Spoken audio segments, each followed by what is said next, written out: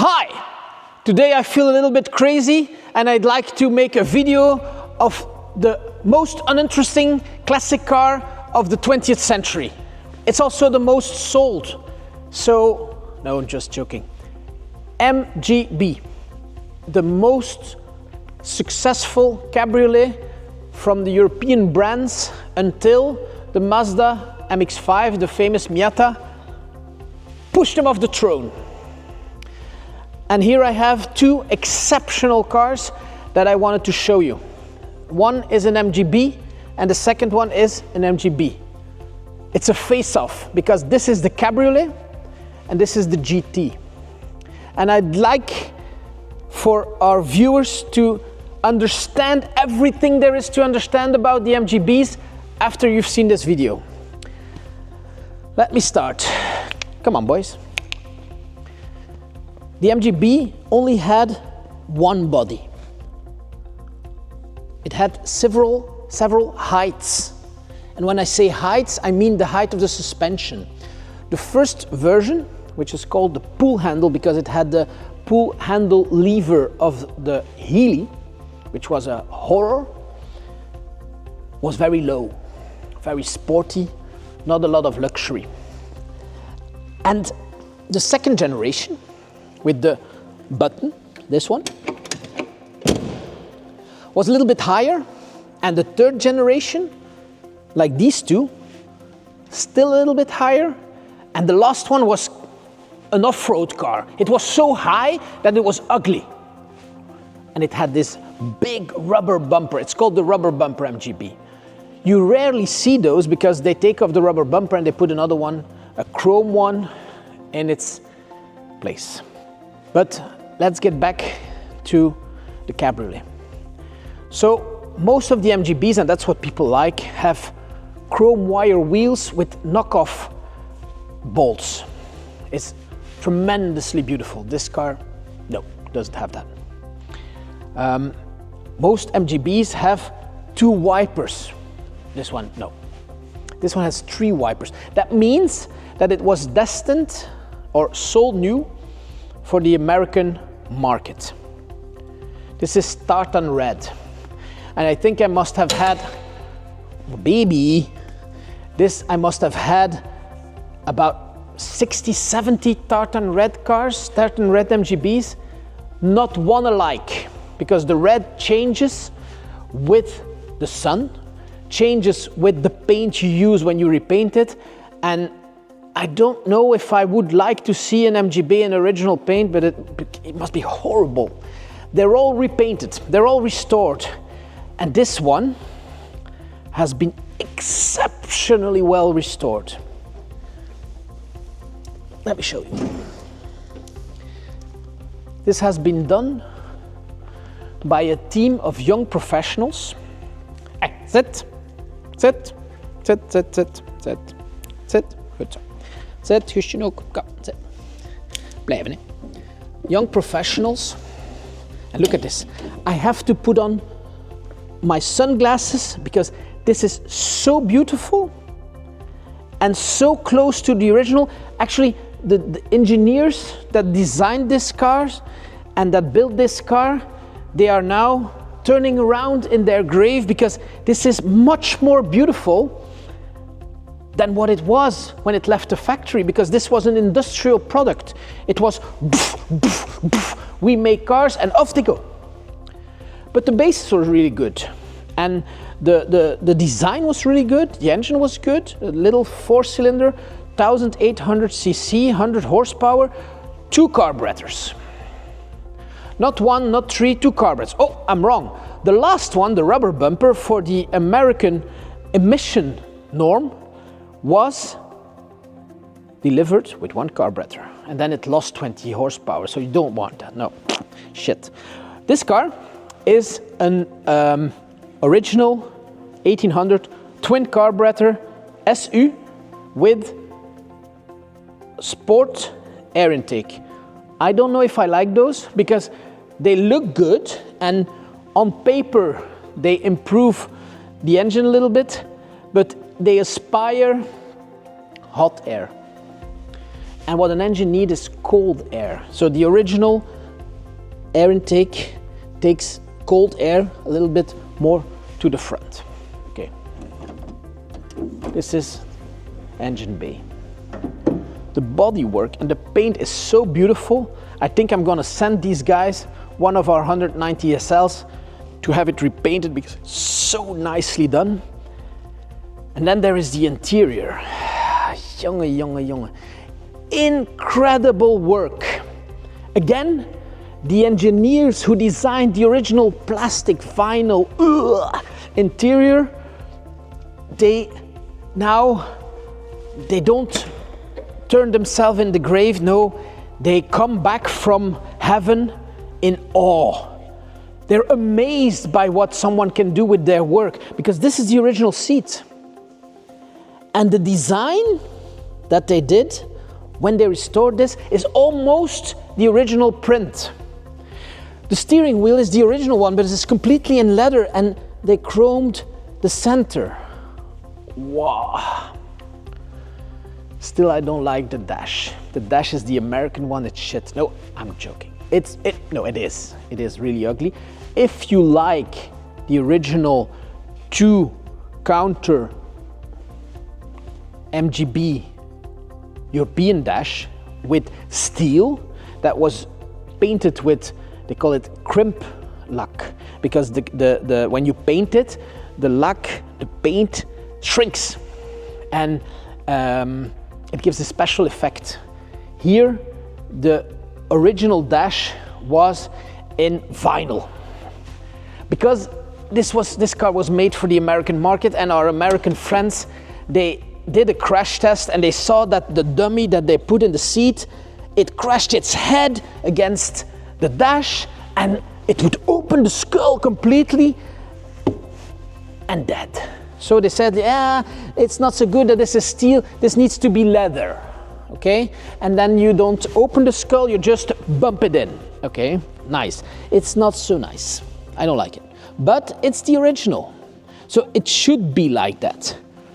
Also, as this is the 3rd or 4th generation, depends on how you count it, the car becomes more luxurious. You can adjust the seats. You can rest your arm on the central armrest. Imagine that.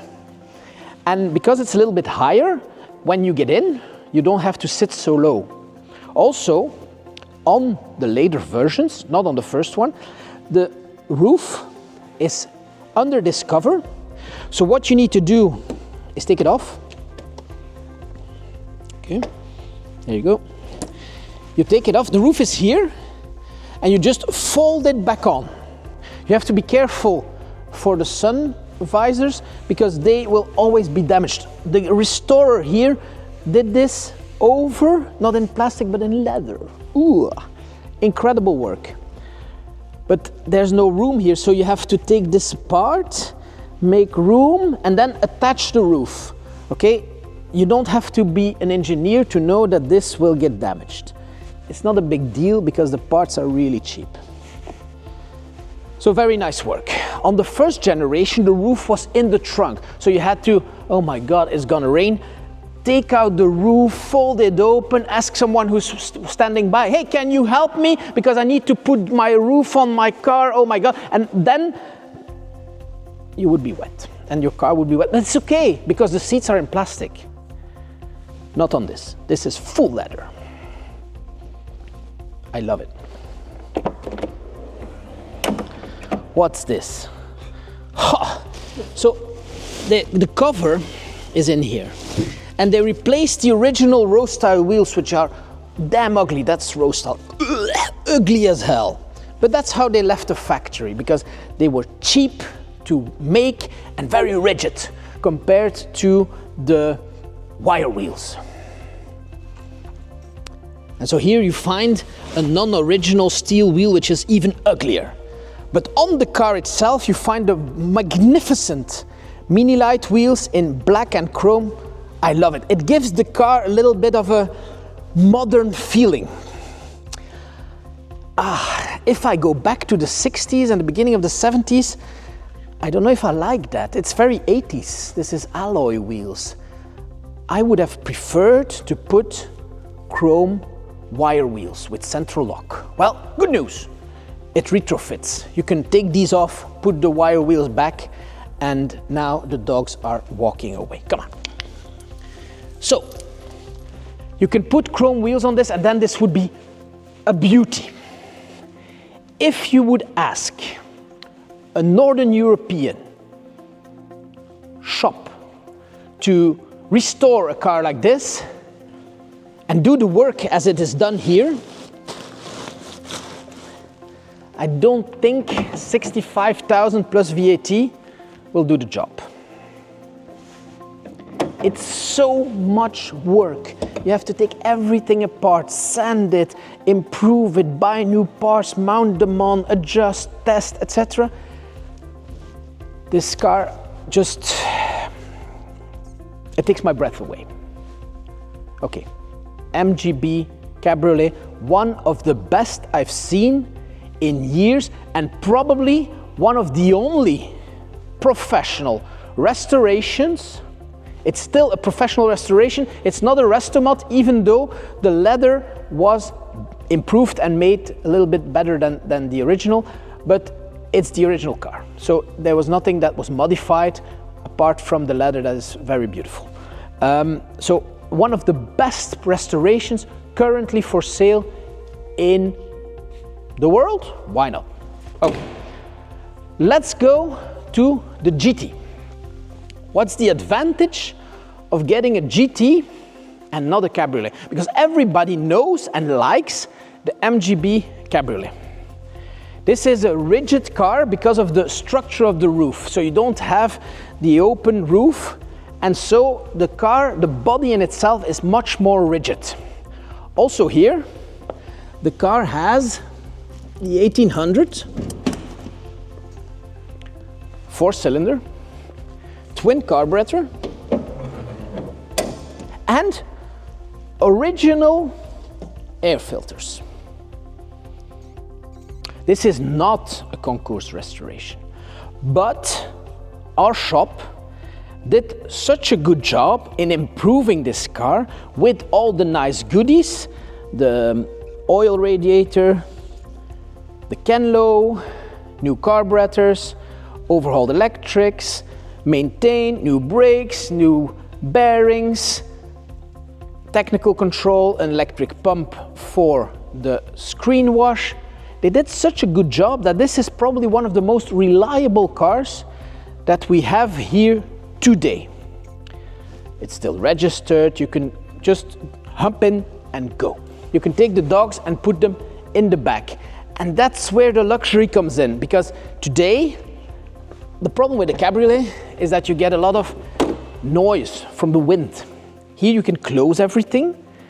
You can take your kids on the back seat, or you can fold it back. If I can find it, how it works. Yep. Yep. There you go. And so you can fit the dog. Let's see if they fit. AC, come baby, come. Chop, hop. One. Wil jij ook komen?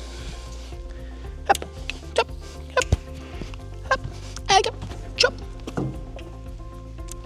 Two. Three will be difficult. Choop, choop.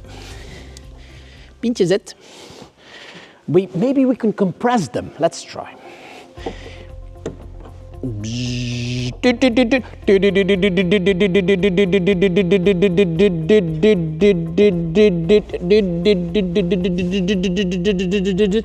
Yeah, they're in. Voila. They don't look very happy.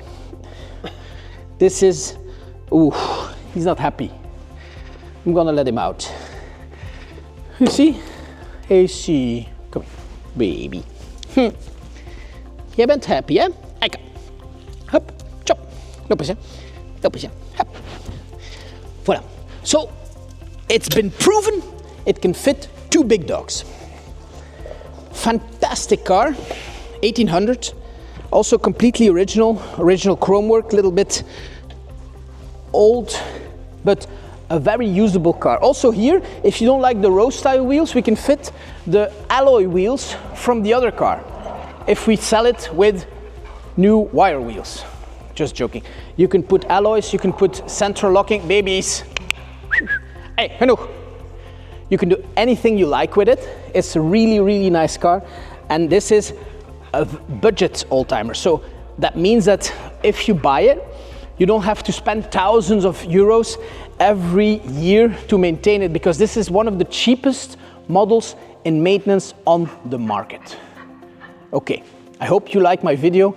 I want to make you a little bit smarter about the MGB GT and the MGB Cabriolet. Of course, there are 3 or 4 other versions to discuss. You can have this with a V8, but we'll see that in another video. Thank you very much for your attention.